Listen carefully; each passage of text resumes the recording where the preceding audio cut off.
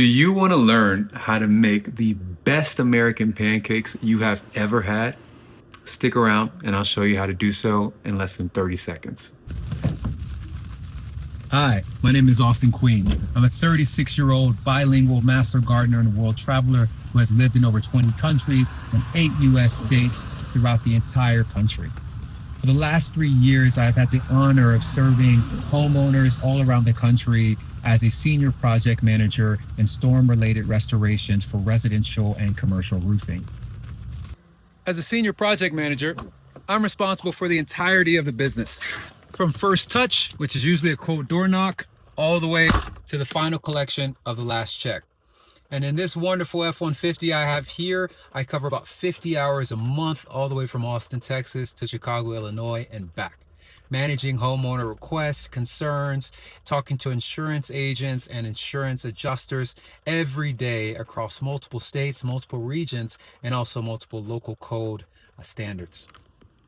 In addition to being a senior project manager, I'm also the founder and CEO of Give Me AI, a gifting startup I founded back in 2023 to solve the dreaded question of what to get them.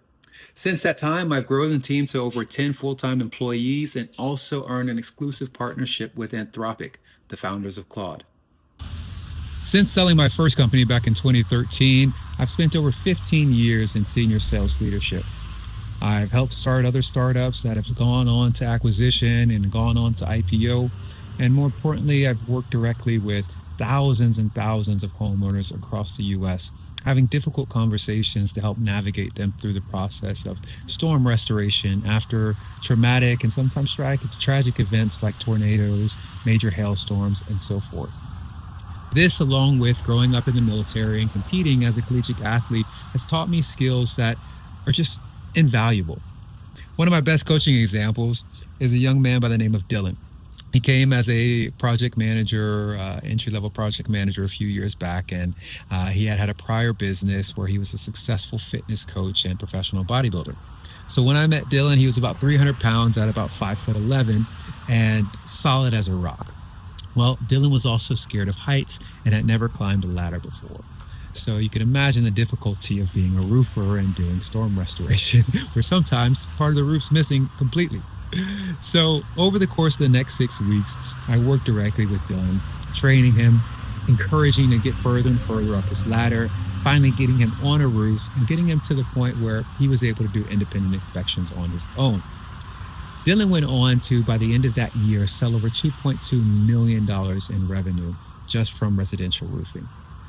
To put it in perspective, the average roofer sells less than $1 million in roofing annually. All right, why TPB, baby?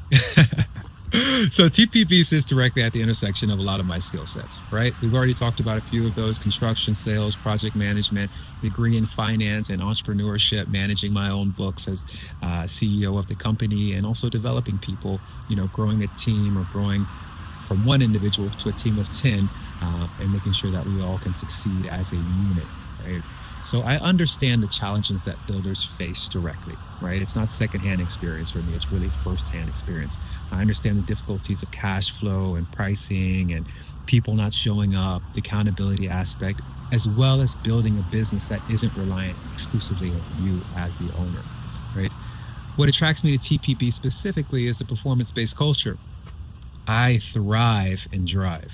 So that is where I'm happiest, where I'm best, where I'm pushed for growth, and where I can also push others to grow and implement changes and practices that really help us to continue to succeed with the systems that support us in doing so. All right, so now to the fun part. For those of you who stuck around to the end, this is how you make the best banana nut pancakes American style. And not just American style, but Southern American style, okay? So you're gonna need a few things, so I need you to pay close attention here. First, we're gonna need flour. Second, we're gonna need water. Third, we're gonna need baking powder. Don't confuse it with baking soda, but if you do have baking soda, I'll tell you how to make that do. Fourth, you're gonna need a teaspoon of salt, a quarter cup of cinnamon. You heard that right. A tablespoon of vanilla extract, also heard that right. 2 bananas, and a cup of pecans, walnuts, or your favorite nut of choice, right? Optional, we're gonna add a quarter teaspoon of nutmeg And if you only have baking soda, then we're going to add a tablespoon of apple cider vinegar to match that tablespoon of baking soda that we added. All right, first, you're going to mix in all your dry ingredients, okay? Then you're going to mix in your wet ingredients, okay? Don't get too crazy, don't overmix. We don't want the pancakes to turn into bricks, okay? Then you're going to add in your sliced bananas and your crushed nuts.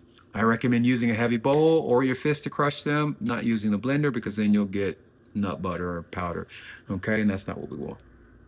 All right, next you're going to heat up your favorite cast iron or your nonstick skillet. And once that comes to a low medium temperature, 3 out of 9, 4 out of 10 in that range, okay, you're going to add a nice heaping dollop of butter on there. As that butter starts to sizzle, you're going to then take your quarter cup measuring cup that you used earlier, and you're going to use that to ladle out your batter, okay?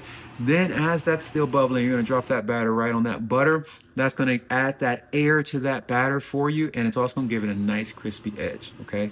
This is essential, so don't miss this, all right? Every time you drop a pancake, you first drop butter because butter is better and better is butter, okay?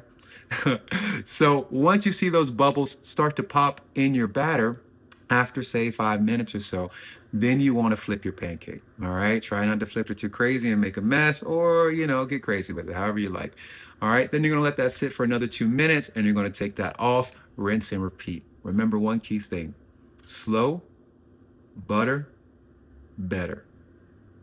Let's do that again. Slow, butter, bubbles, better. All right, enjoy.